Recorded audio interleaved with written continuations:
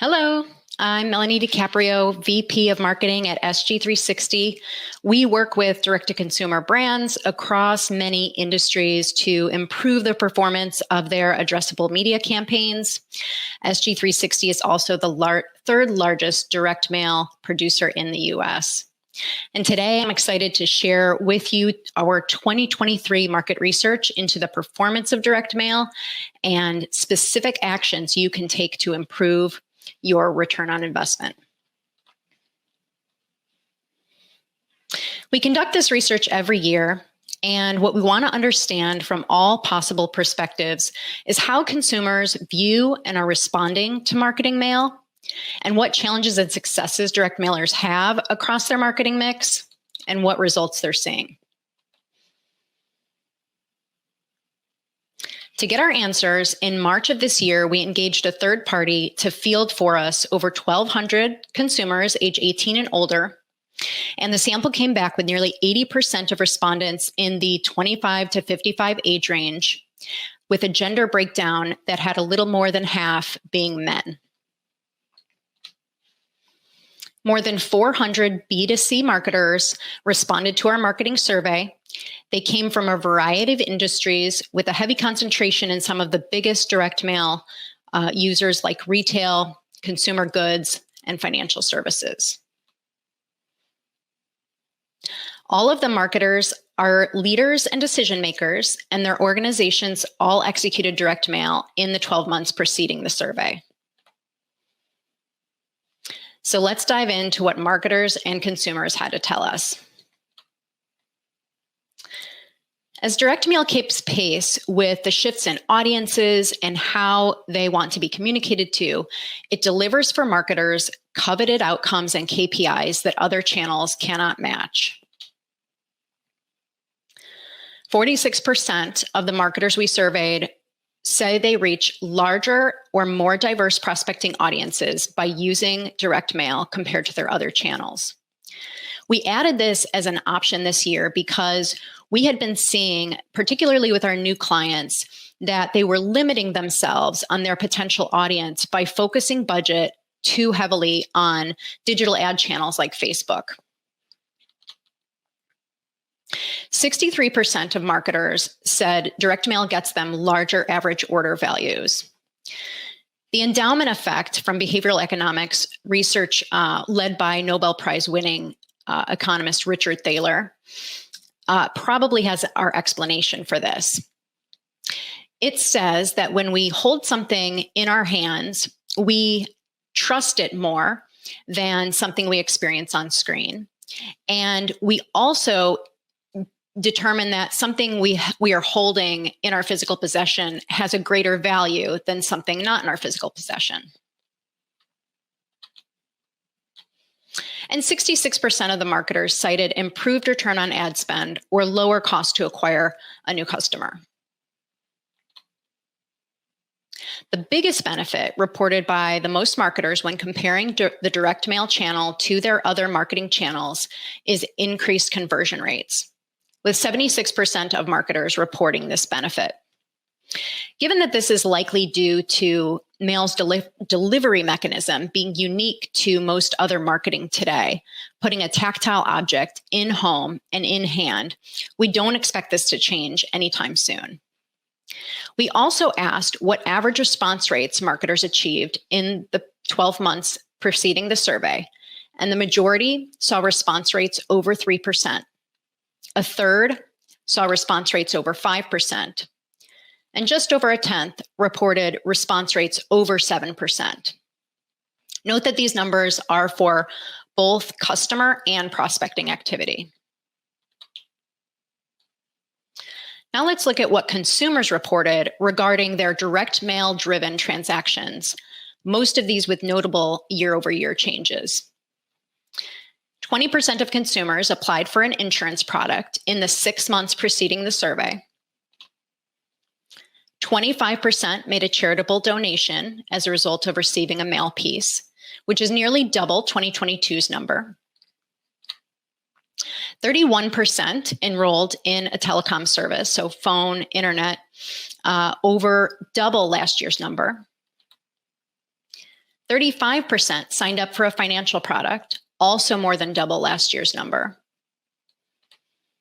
And 61% of consumers purchased a physical product as a result of receiving a mail piece. So let's look at why we see these year-over-year increases.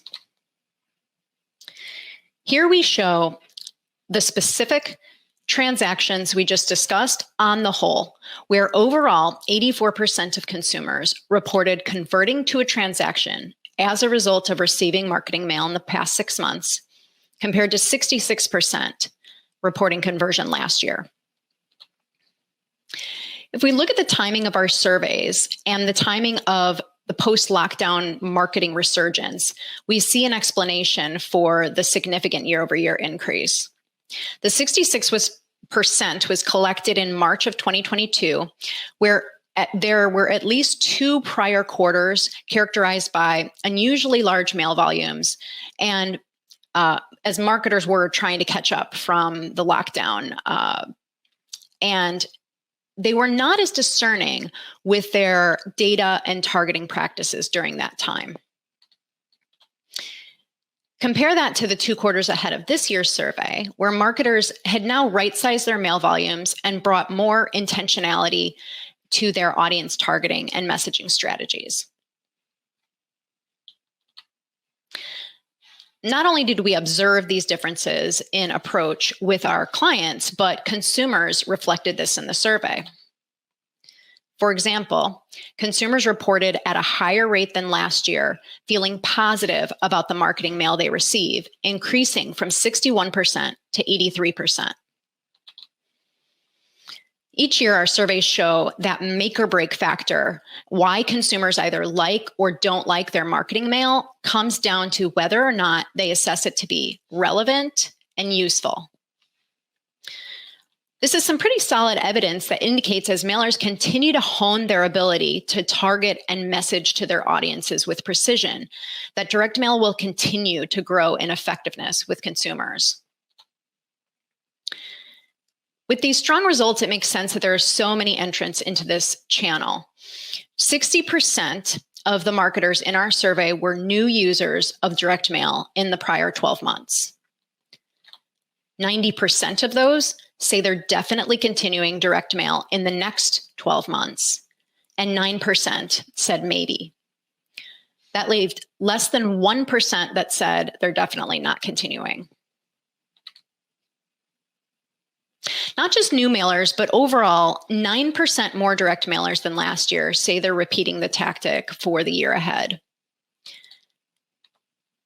In January, Winterberry released their annual outlook for advertising, marketing, and data. And they predicted that 2023 will bring a $1.4 billion increase in direct mail spend. Our full report has a ton of details on the various demographic slices that we don't have time to share with you today, but I've included a few highlights. So let's circle back to those consumers who claim to dislike their marketing mail.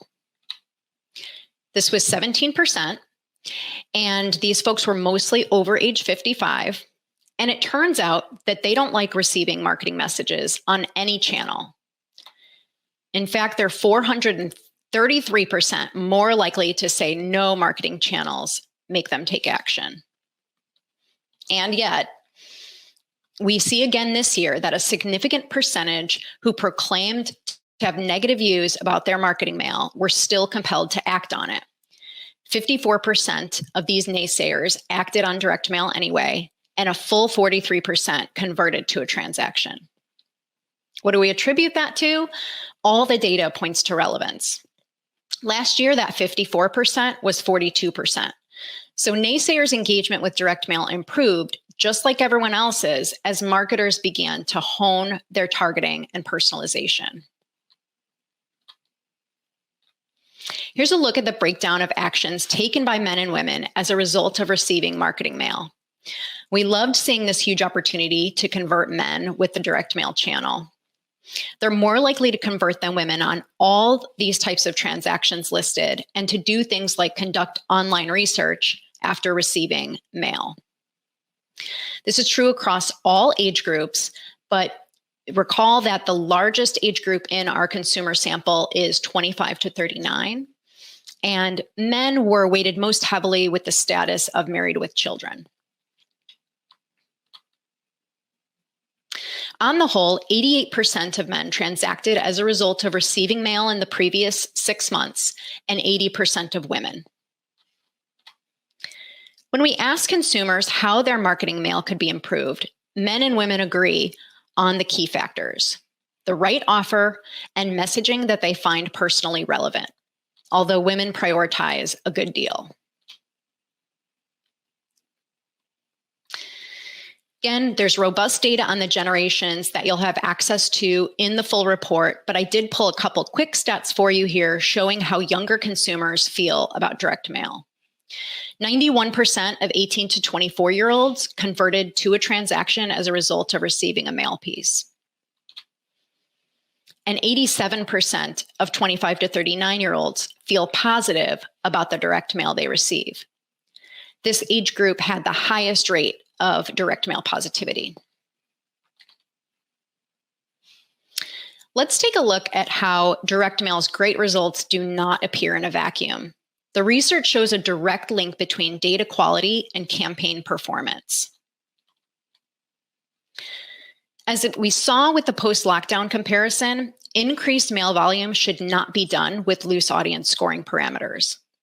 63% of the marketers rank themselves at an equivalent of B- or lower when it comes to how well they understand who their customers are and why they do business with them.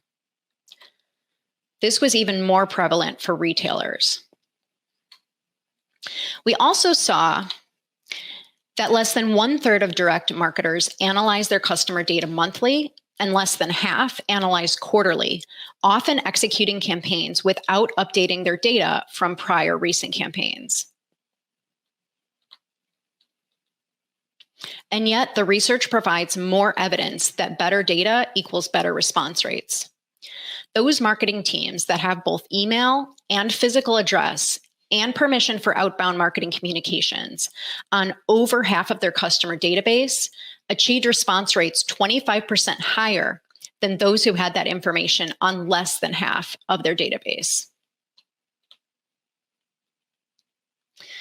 Direct mail provides us something else that other addressable media channels do not: a means to significantly lower your cost per impression.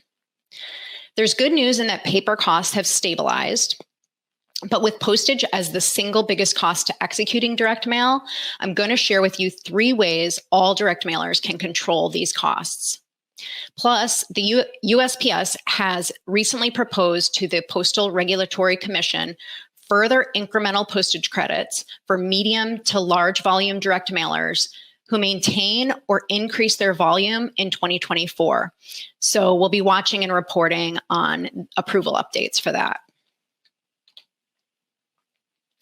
27% of direct mailers reported not leveraging automation discounts for barcoding and pre-sorting. The main reason why came down to format. Spoiler alert, we'll see later evidence that adhering to these format requirements is not on average associated with a drop in marketing performance. There are still automated discounts for flat rate mail and machinable parcels. If you're not leveraging automation discounts, I recommend having your current package reviewed for modifications that may help you achieve these postage savings. In the past, we provided alternatives to parcels that mailed at auto flat rates, resulting in savings of over $2 a piece. At SG360, we provide that automation as a value add, so all the savings goes back to the client.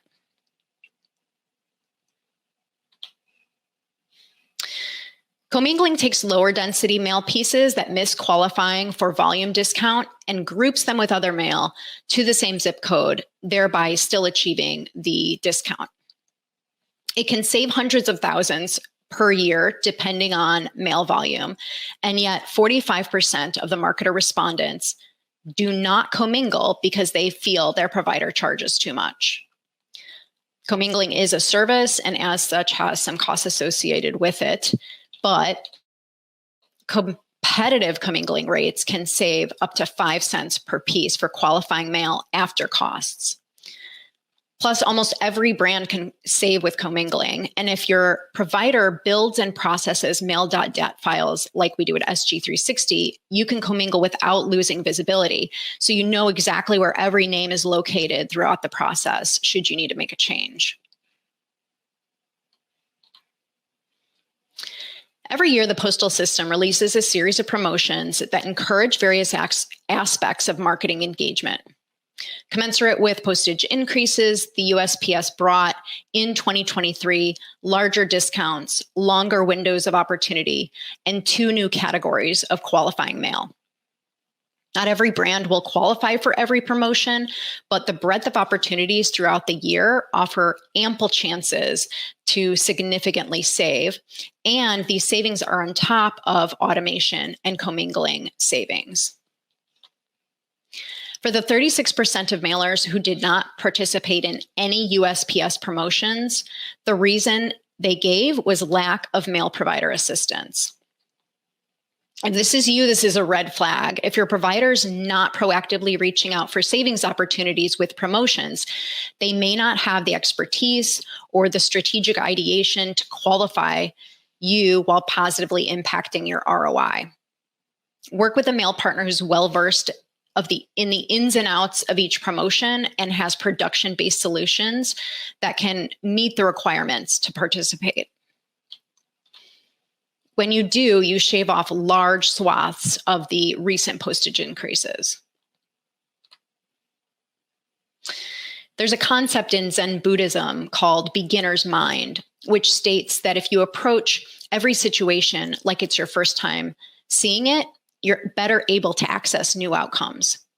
We see evidence of this in the research results with the successes new mailers achieve over veteran mailers.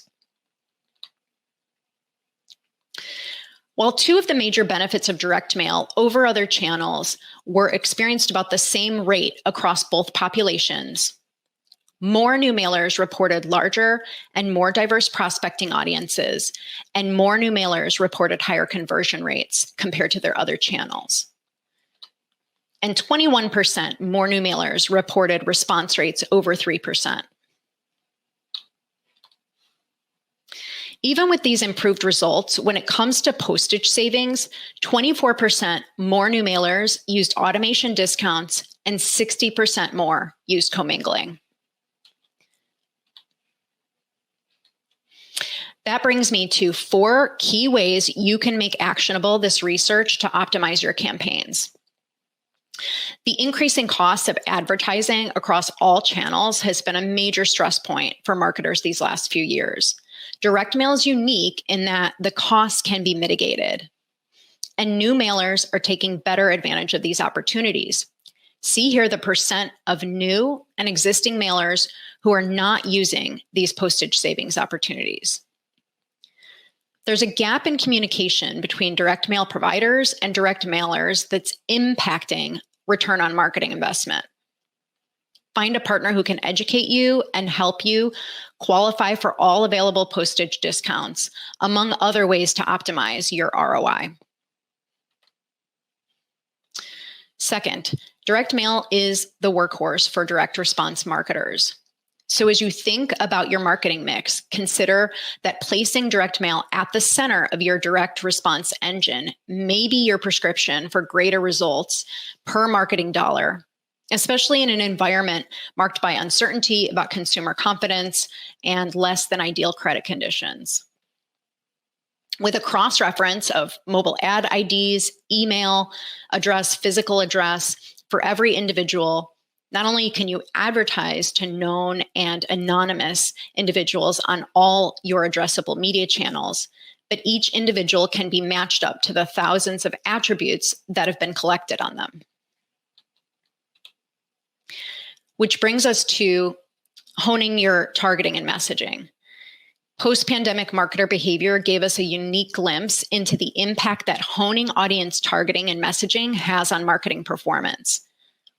By elevating beyond high volumes with less intentional targeting and messaging, recall that results were 36% more consumer positivity about receiving direct mail, and a 27% increase in consumers converting on direct mail.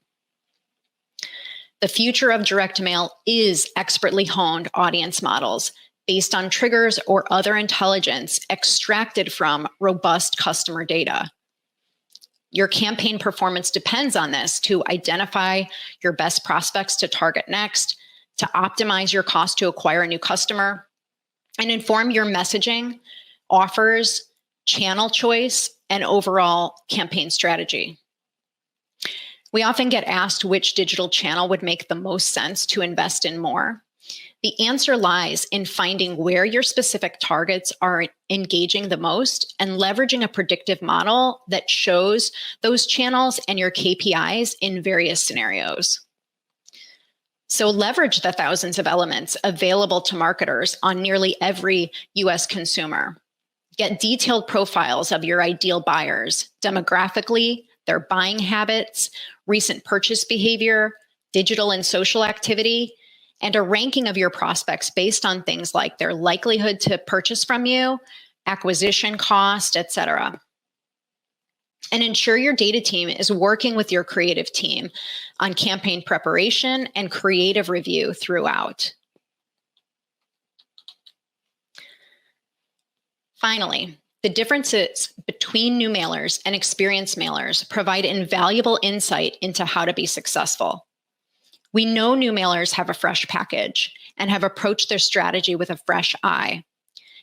These learnings about more data and a fresh approach attaining better results demonstrate that all mailers should be continually looking for ways to save on costs and engage in proactive and regular testing of offers, messaging, and packages to reap those first-time mailer benefits of having constantly optimized results. Testing should be woven into your strategy at every turn. It shouldn't be painful.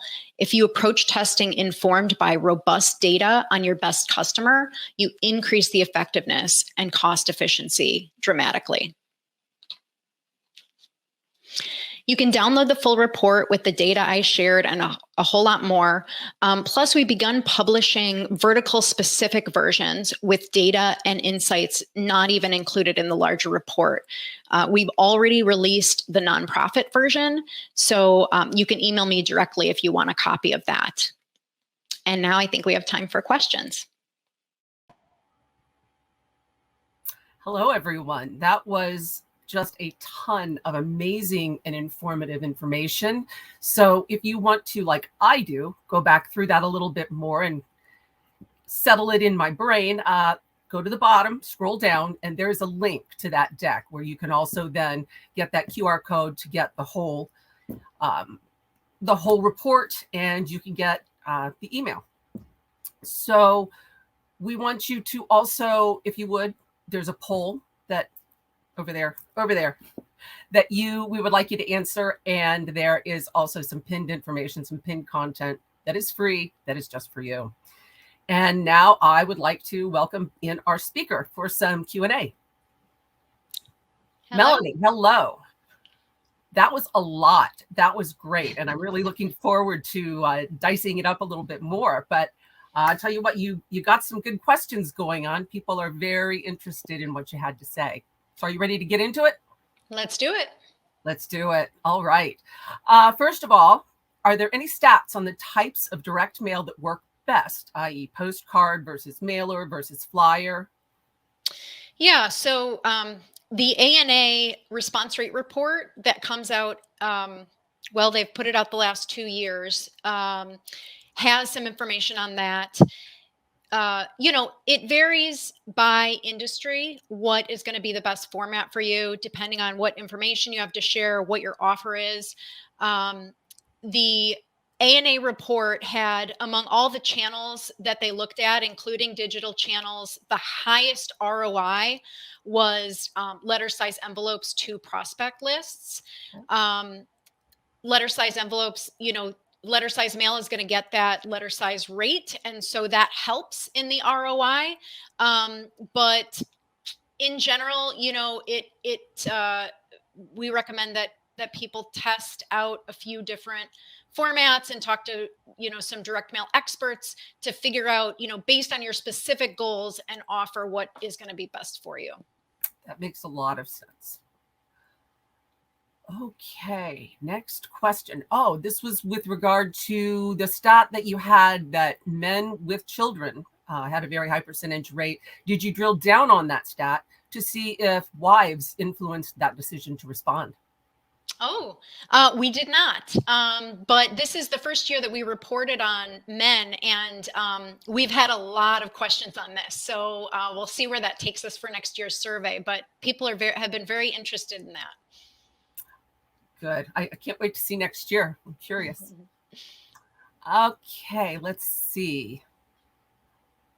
Are there any stats on the types of direct mail that work best? Oh, wait, that we've already done that one.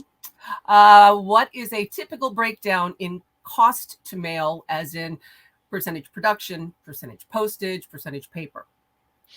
That can vary as well. Change has changed over the years as data becomes a bigger factor, because so I would also add data to that percent mix. But 2/3 is, sort of a typical ballpark that you might look at for postage versus everything else.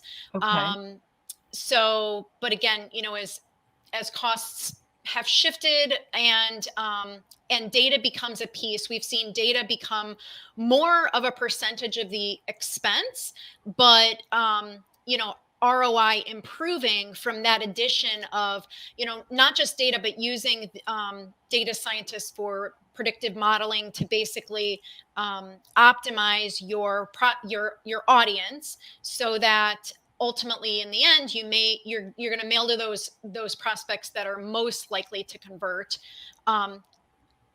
Maybe not reducing your volume a bit, but really focusing on optimizing that over, regardless of the percentage that each thing is, but what is that overall spend going to get you in terms of results?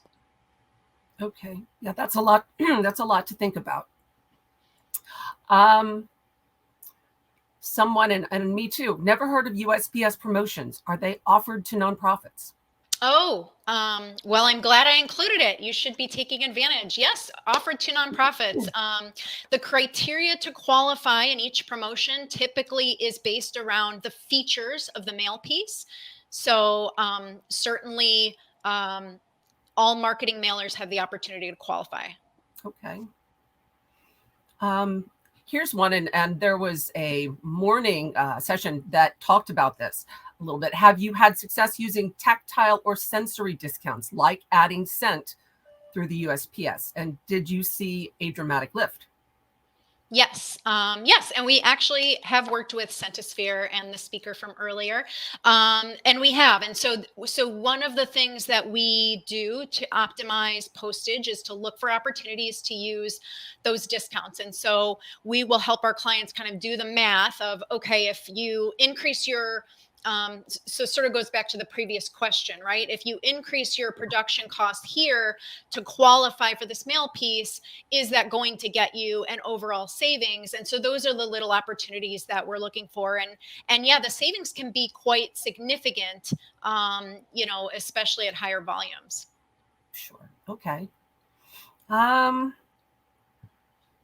Is direct mail effective for all industries?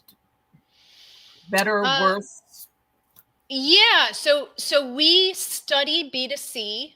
So I'll just kind of give that caveat. We have a set of B2B clients, but that's a smaller subset of what we do. And typically those are targeting consumers in some way, especially now as folks are working more at home. So in terms of industries, yes, we have a huge variety at SG360 of industries, and so we see all types. It really just kind of depends on what your goals are, and we run tests to see if it's going to be viable. And with our audience insights, we can look at the consumer data up front. We can see with our all of the elements, thousands of elements available on consumers, 99% of US consumers, what they engage in. whether it be digital channels, offline channels, and we can pair that data with all the other consumer data we have and run predictions on who are the folks that are going to respond most, and what, based on your KPIs, what are those KPIs going to be. And so and then as you create a first campaign, that data goes back into that model, and then the second campaign will use that data. And so it kind of gets smarter as you go to be able to predict campaign scenarios. That's nice. I like that. Okay. You kind of fed into this next question, and that is, and it has to do with, remote workers that are starting to move to the office, and how is that going to impact direct mail, specifically where things are sent? How is that movement going to happen? Yeah. So again, the data is available because we're all tracked Right. as to where we're working and where we're at. And so the data in the data sets that you can purchase, at SG360, we bring in multiple sources of data. So by comparing all that data together, we're able to see where people are at and where to send them the mail piece. Got it.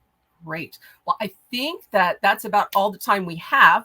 So I want to thank you again very much for participating and sharing all that great information. And everyone, remember, that's a lot of numbers. Just scroll down and you can get them yourself. So thanks, Melanie. Thank you.